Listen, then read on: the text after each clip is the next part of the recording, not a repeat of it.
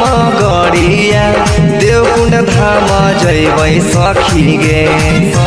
अरवल से धरी के हम गड़िया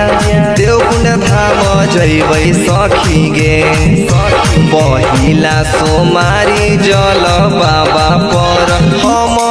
चढ़बै सखी गे पहिला सोमारी जल बाबा पर हम चढ़बै सखी गे पहिला सोमारी जल बाबा पर हम चढ़बै सखी गे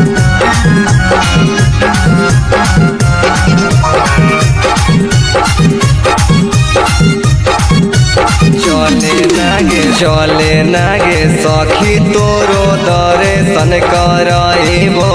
भोले बाबा पर मिलके जलवा चढ़ाइबो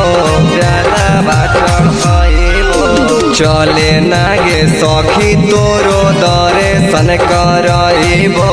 भोले बाबा पर मिलके जलवा चढ़ाइबो औरंगाबाद से धरी के हम गड़िया देवकुंड धाम जैबै सखी गे पहिला सोमारी जल बाबा पर हम चढ़ैबौ सखी गे पहिला सोमारी जल बाबा पर हम चढ़ैबौ सखी गे पहिला सोमारी जल बाबा पर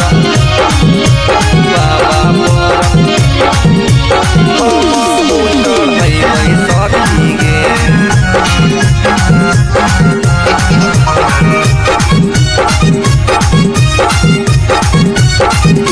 भोले भोले दानी हथिन बड़ी बौड़ा हवा